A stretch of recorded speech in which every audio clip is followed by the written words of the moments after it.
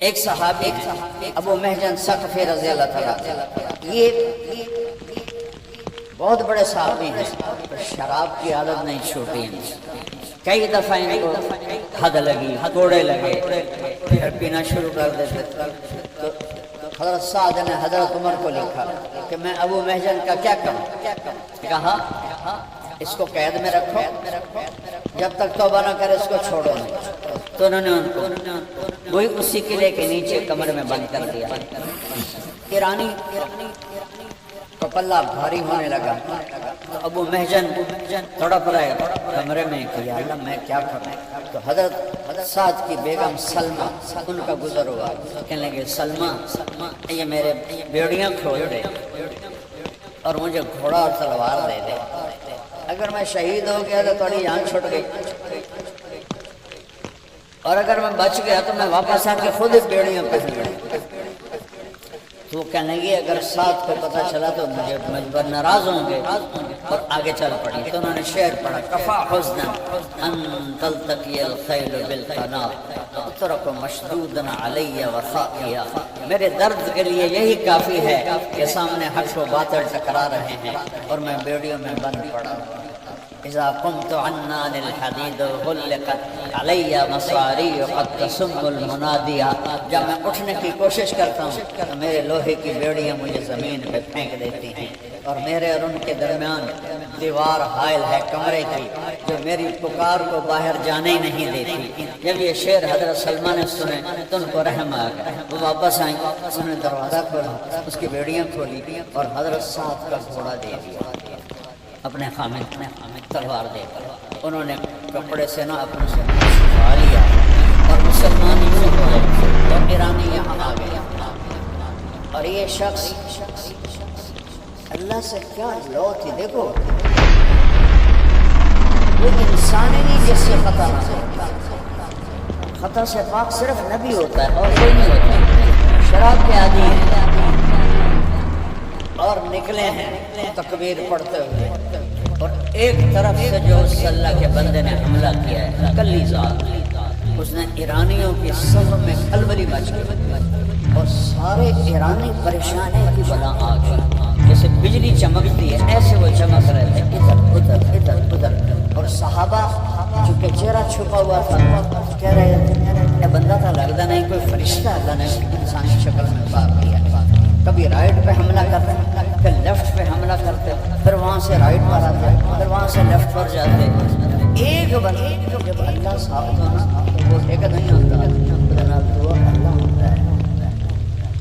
کل ابو محجن ہوتا تھا کسی ایرانی ہوتا سر لا دے پچھو اللہ کھلو تو یا کانڈ دے۔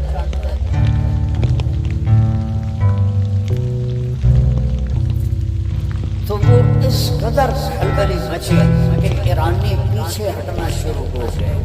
ایک بندے نے ایران کے لشکر کے زور کو توڑ دیا، اور جو ہی ان کا زور ٹوٹا اور وہ پیچھے ہٹے تو انہوں نے اچھا حضرت صاحب میں نے بھی وقاص اوپر بیٹھے ہوئے دیکھ رہے ہیں کون ہے بندہ، چہرہ چھپا ہوا ہے، اور کر کے کہنے لگے تھوڑا تھا میرا لگتا ہے کروتا استبلش کھلوتا ہے، اور حملے دا انداز ابو محجن دا ہے، وہ جیلے چھوئے آئے یہ کون ہے؟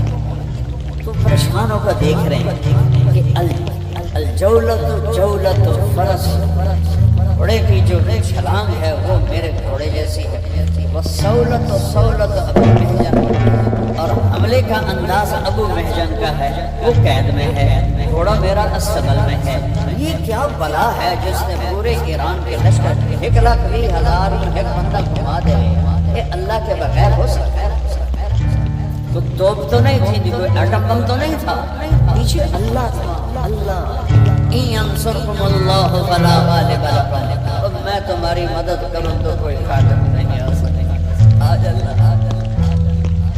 تو ہم نے ناراض کر دیا، اللہ تو کہتا میں حاضر ہوں، پیچھے اللہ ہے۔ تو جب وہ ایرانی لشکر پیچھے ہٹا تو یہ واپس آئے اور بیڑیاں باندھ کے بیٹھا۔ شام کو حضرت صاحب کے خیمے میں سارے جو امیر لشکر خالد بن عرفہ، قیس بن مکشوم اور جریر بن عبداللہ اور بڑے نعمان بن مقرن، یہ بڑے بڑے جو تھے مغیرہ بن شعبہ، یہ سارے کٹھے ہوئے۔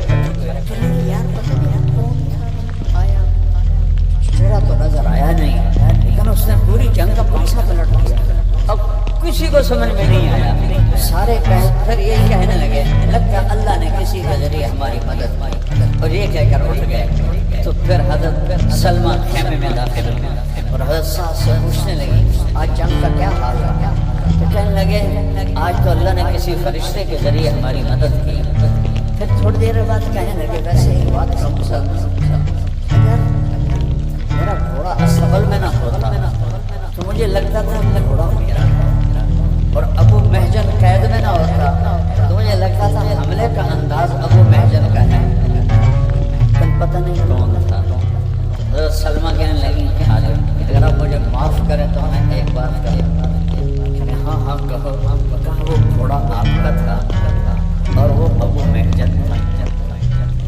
کبھی ہم بھی تو ہمیں پیچھے وہ کیسے کہ میں گزری تو اس نے مجھے کہا مجھے چھوڑ دو. میں نے چھوڑا نہیں, اس نے شعر پڑھے, میرا دل نرم ہو گیا, میں نے چھوڑ دیا. یہ سارا کمال ابو محجن. فرمایا ابھی بولاؤ ابھی بولاؤ. ابو محجن کو بیڑیاں کھول کے بلایا گیا, آپ نے گلے لگایا, ماتھا چوما. ابو محجن آج کے بعد جو مرضی کر تو آزاد, تجھے کوئی سزا نہیں ہے. تو پھر میری بھی آج کے بعد شراب سے پکی توبہ ہے.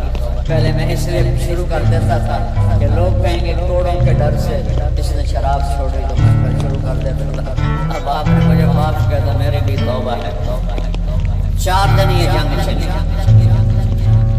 تو میرے رب کا غیبی نظام چلا. چوتھی رات جب لشکر الگ ہونے لگا تو قعقاع بن عمر رضی اللہ تعالیٰ نے تکبیر پڑھ کے دوبارہ حملہ کر دیا. ایرانی اندھیری رات, پیچھے صحابہ نے بھی کر دیا, ایران نے بھی آگے. ساری رات لڑائی ہوتی رہی. دن کو چلی, شام کو رک جاتی. قعقاع بن عمر کی تکبیر پر صحابہ کو جوش آیا, پھر دوبارہ حملہ کر دیا. بھوکے پیاسے سارے جن, اے نہیں کہ کوئی ٹھوٹ ٹھا کر دیتا ہے. 20-20 کلو کی تلواریں ہیں, ایک من کی تلواریں ہیں, اور اوپر لوہے کے لباس ہیں. جسے سارا دن لڑے, شام کو واپس ہونے لگے, پھر ایمان نے اٹھایا ٹکرا گئے. صبح تک جنگ جاری رہی. پھر صبح کے وقت ایک خوفناک آندھی چلی صحابہ کی طرف سے ایرانی لشکر پر. صحابہ پہ کوئی اثر نہیں ہو رہا. تو کبھی اللہ کے یاری تو لگاؤ, پھر دیکھو کیسے ہوا چلی, آندھی, اور وہ آندھی صحابہ کو کچھ بھی نہیں کہہ رہی, اور ایرانیوں کے خیمے کو پھر رہے, اور مٹی اور گرد و غبار. اور رستم کا جو تخت تھا نا, اس کا خیمہ بھی اڑ گیا اور تخت بھی الٹ گیا. تو رستم نے اس کی فال لی کہ کم خراب ہو گیا. اس نے دوڑ لگائی اور دریا کی طرف بھاگا. فرات, دریا فرات کے کنارے جنگ کی. تو ایک صحابی ہیں ہلال بن علقمہ تمیمی رضی اللہ تعالیٰ, نوجوان, انہوں نے دیکھا کہ کوئی بڑے لشپش والا کوئی آدمی بھاگا جا رہا ہے. انہوں کا کوئی اہم آدمی لگتا ہے. ان کو نہیں پتا یہ رستم ہے. انہوں پیچھے دوڑ ڈالا. رستم نے پیچھے دیکھا, انہوں نے تیر مارا. چونکہ وہ بھاگ رہا تھا, تیر یہاں کہیں لگنے کے پیر پہ لگا. پیر پہ لگا تو انہوں نے آگے چھلانگ لگائی اور جا کر اس کا گربان پکڑا. تلوار وہ سر ادھر گیا, وہ ادھر گیا. جب اس نے سر اٹھایا تو رستم ہے. کہا میں نے رستم کو مار دیا. یہ کہنا تھا تو ایرانیوں کی بھگدڑ شروع ہو گئی. کوئی دریا میں ڈوب کے مرے, کوئی بھاگ کے مرے, کوئی ادھر گئے, کوئی ادھر گئے.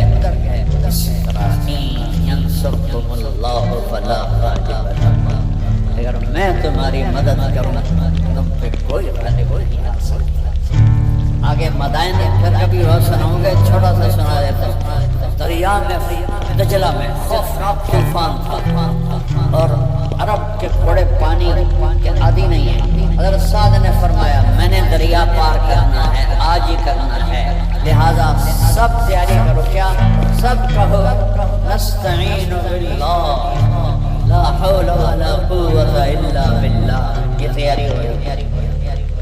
اور پہل کون کرے؟ عاصم بن عمر تمیمی, وہ جو لے کر آئے تھے ٹوکرا, انہوں نے کہا میں تیار ہوں.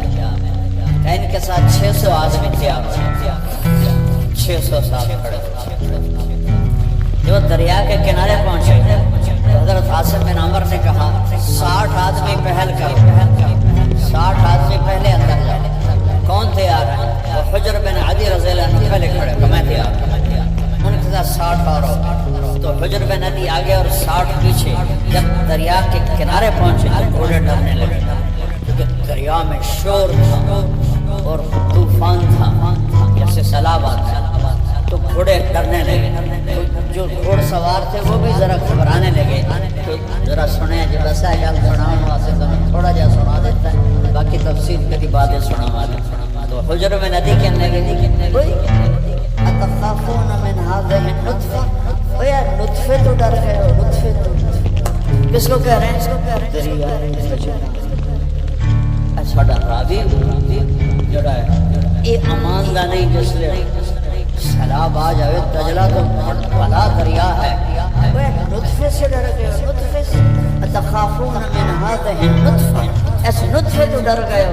ہاں کان لنفس ان تموت الا باذن اللہ کتابا مؤجلا، قرآن کی آیت پڑھی، کوئی مر نہیں سکتا جب تک اللہ نہ چاہتا۔ اللہ اکبر، اور گھوڑے کو ڈال نطفہ کیا کہہ رہے ہیں؟ تو حجر بن عدی نے طوفانی دریا میں چھلانگ لگا، پیچھے 100، پیچھے 600، پیچھے 30,000، اور اللہ پہ قربان جاؤں سامنے دریا کے کنارے ایرانی تیر کمانے لے کر کھڑے ہوئے، اور صحابہ ایسے باتیں کرتے جا رہے تھے جیسے زمین پہ چل رہے۔ جب کسی کا گھوڑا تھک جاتا، دریا چوڑا تھا تو پانی کے اندر سے خشک زمین کا ٹکڑا نکلتا، وہ اس کے اوپر تھوڑا آرام کرتا اور پھر تیرنا شروع کرتا۔ یہ ساری لکھی باتیں سنا رہا ہوں، ہوائی نے